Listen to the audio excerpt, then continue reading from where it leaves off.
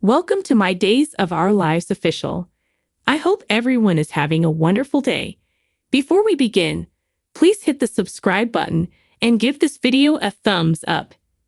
Days of Our Lives kept up steam for a solid week, delivering some poignant moments. That could be partially due to the fact that there was almost no discussion of the soap inside the soap that will remain nameless. Brady did what Brady does. Abigail revealed more details to us, and Gabi threw herself into hate sex. At this time, Connie is attempting to spoon-feed Melinda in bed, channeling her inner Annie Wilkes.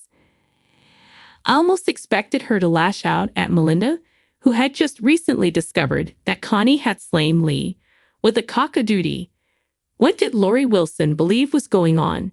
As our own Lori Wilson put it, that cookie Connie. Huh, indeed.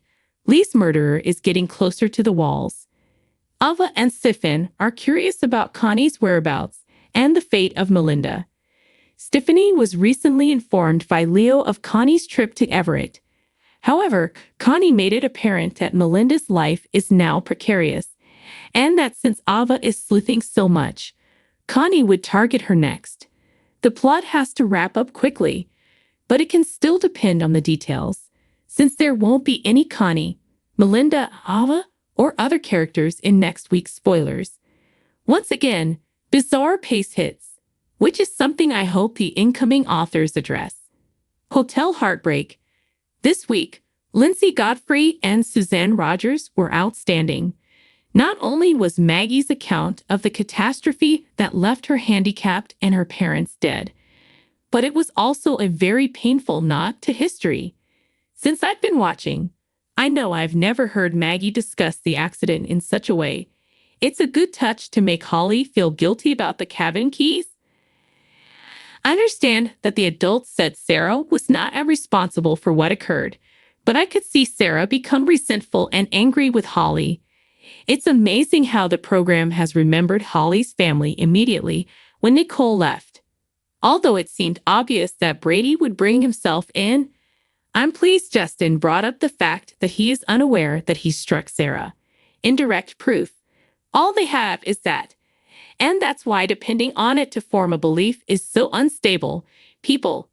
That being said, whether Rafe is overwhelmed or not, Jana is doing better as a commissioner than he is.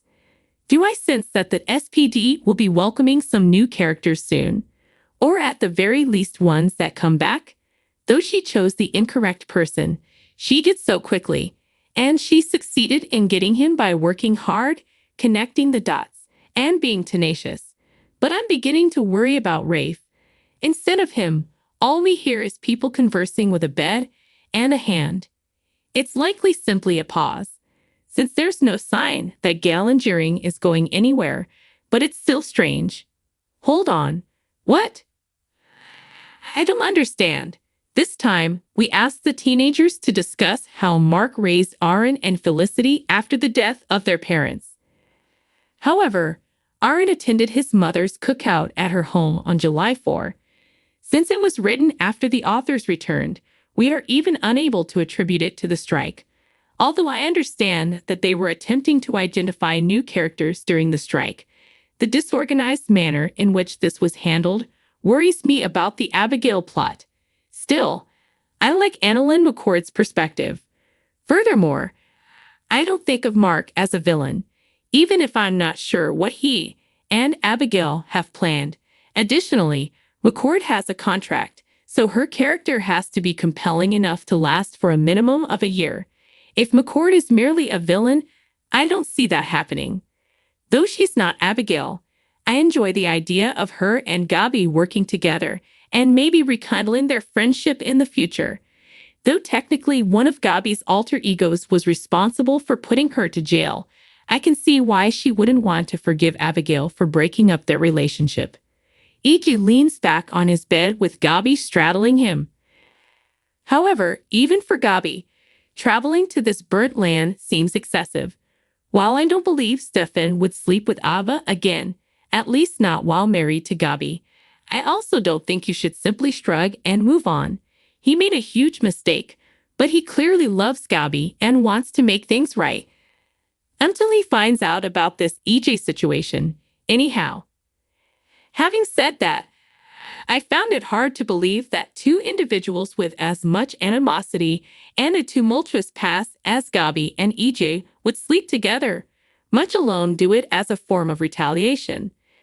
However, have to give the program credit for handling the two of them discussing it and insulting one another very well. And based on what we saw of their engaging in combat, undoubtedly, sparks are present. As a precautionary measure, Channel Demura had to remain overnight for observation. According to the Days of Our Lives spoilers recap for Friday, June 28, Johnny Demura promised to get some of Channel's belongings back from her house. Johnny confronted Paulina Price in the waiting area and pressed her to honor Channel's requests after Channel told him not to let Paulina Price in her hospital room. Updates on Channel's miscarriage and her accusation of her mother for the radiation exposure were sent to Abby Carver by Paulina. As Abby went to Channel's bedside to try to get a favor for Paulina, she angrily rebuffed him. Seeing it as a signal to back off, Abby chose to spend some time sitting with Channel and keeping her company while Johnny was out. On Friday's episode of Days, EJ Demura called Rafe Hernandez at the Demura home and urged him to locate Melinda Trask so she could give him the black book. After Rafe discovered Melinda on a taco run, EJ agreed to go with the immunity arrangement, so they hauled her to the police station. Melinda was dubious about the immunity agreement when she learned about it, but she nonetheless consented to give Gabi Hernandez Demura's name clearance via the black book. The hitch was that Melinda insisted on having the new agreement delivered, signed, and sealed before she would give over the book. Gabi found it difficult to accept Stefan Demura's assurance that she would be returning home today during Friday's B&B episode in Statesville. Gabi questioned why EJ would do anything to assist any of them, but Stefan pretended to have persuaded EJ that the allegiance to the Demura family came first. Nevertheless, Gabi remained skeptical because she believed there was more to the tale. To make it seem genuine, Stefan helped Gabi picture the specifics of her impending release from jail. When Rafe finally arrived, Gabi rushed into his arms and expressed her appreciation, as he joked that she was now a free woman. Just as Gabi was about to be freed, Stefan broke the no-touching guest policy and snatched her into a passionate kiss. Back at the Demura estate on Friday's Days episode, Johnny relayed the news to EJ about Channel losing the baby. Johnny yelled at EJ when he attempted to show compassion, asking whether it was really happening. Johnny retaliated because EJ had previously opposed Channel retaining her unborn child. EJ reassured Johnny that his feelings were genuine and hinted that he felt the same agony as his son. Johnny hugged his father, realizing that EJ was being kind.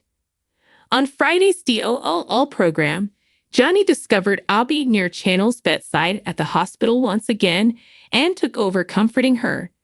Channel informs Johnny that he could still catch his trip to Los Angeles and begin working on the movie set the following day, but Johnny was only interested in spending time with her. Eric Brady revealed to Nicole Demura at The Spectator that he could be leaving Salem because he needed some time to come to terms with the fact that he wasn't Jude Brady's father.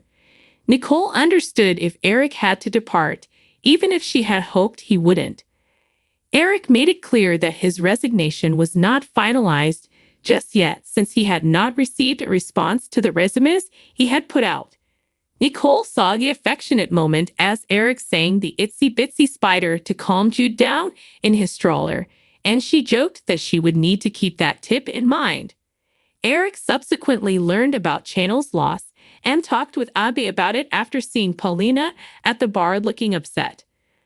On Friday's episode of Days, EJ told Nicole about Channel losing the baby at the Demura home. Nicole led Jude upstairs after sharing her heartbreak for Channel and Johnny. Then Melinda strolled in and thanked EJ for the bargain on immunity. Melinda was particularly appreciative since it meant that when she revealed to Nicole that Eric was Jude's father, there would be no way for EJ to get even. EJ questioned Melinda's motivation, but she brought up the fact that he had taken her DA position. Nicole entered the room, and EJ was frightened since Melinda was about to reveal the truth. Thanks for watching. If you like this video, so please don't forget to subscribe my channel and don't miss any update.